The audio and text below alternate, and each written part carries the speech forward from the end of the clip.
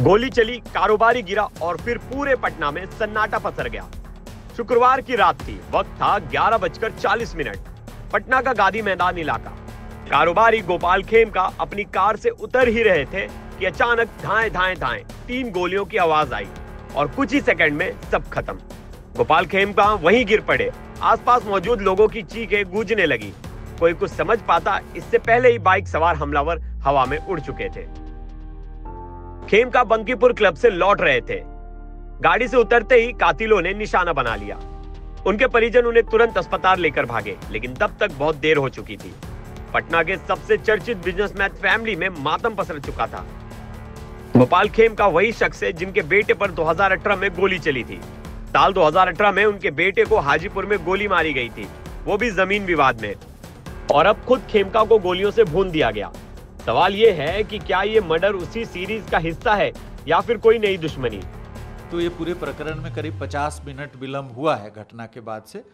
तो करीब 12:00 पर थानाध्यक्ष गांधी मैदान को सूचना मिली है। थानाध्यक्ष सूचना मिलते ही तुरंत वहाँ पे गए हैं। उसके बाद डीएसपी और सिटी एसपी भी 1:30 बजे वहाँ पहुँची हैं। डीएसपी 12:50 के आसपास वहाँ पे पहुँचा है। तो घटना की जानकारी मिलने के बाद जो पुलिस का जो प्रतिक्रिया है, जो समय है, वो ज़्यादा नहीं है। अब आइए मामले की ताज़ा पड़ताल पर। इस हत्याकांड के सिलसिले में पुलिस ने एक बड़े शूटर को पकड़ा है। नाम है उमेश कुमार। सूत्र बताते हैं उमेश वही शख्स है जिसने या तो गोली चलाई या फिर सुपारी लेकर प्लानिंग की। उसकी निसंदेही पर कोतवाली थाने से सटे उद्दिकगिरी अपार्टमेंट में छापा मारा गया। वहीं से एक और संदिग्ध को उठाया गया। कुल मिलाकर एसआईटी अब तक 3 लोगों को पकड़ चुकी है। पुलिस ने इस केस की कड़ियां पटना की बेउर जेल से भी जोड़ा है। तलाशी में 3 मोबाइल, डेटा केबल और कई संदिग्ध नंबर बरामद हुए हैं। मतलब सीधा है, इस हत्याकांड में जेल के अंदर बैठे दिमाग का भी रोल हो सकता है।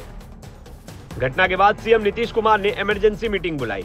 एसआईटी बनी, डीजीपी ने ब्रीफ किया और हर एंगल से जांच का दावा किया गया। लेकिन परिवार वालों का आरोप है पुलिस देर से पहुंची। गोली लगने के बाद अस्पताल पहुंचने में 30 मिनट लगे और फिर पुलिस आई। डीजीपी ने इन आरोपों से सिरे से खारिज कर दिया। शुरू में प्रारंभ में घटना की सूचना नहीं मिल पाई है। डायल 112 भी वहाँ कारगिल चौक पे था। डायल 112 को भी कंट्रोल रूम में जानकारी नहीं प्राप्त हो पाई है। तो उस समय ऐसा प्रतीत होता है कि परिजनों का सबसे उच्च प्राथमिकता था कि उनको जल्द से जल्द रस करा जाए हॉस्पिटल में। उसके बाद फिर अन्य प्रकार के जो कार्रवाइयाँ हैं वो किया जाए। तो उसमें कुछ 50 मिनट का विलम्ब हुआ है, जो यदि तुरंत डायल 112 या थाना को खबर होता तो नहीं होता। अब राजनीति भी जोर पर है। केंद्र मंत्री चिराग पासवान ने सीधा सवाल किया, गांधी मैदान थाना से बस चंद मीटर की दूरी पर यह वारदात कैसे। डिप्टी सीएम विजय सिंह पहुंचे परिवार से मिलने और बोले कार्रवाई सख्त होगी।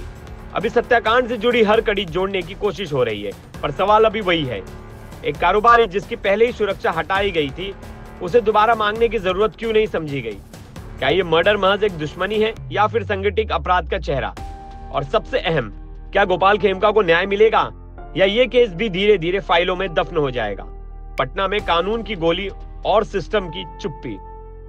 ब्यूरो रिपोर्ट, क्राइम तक।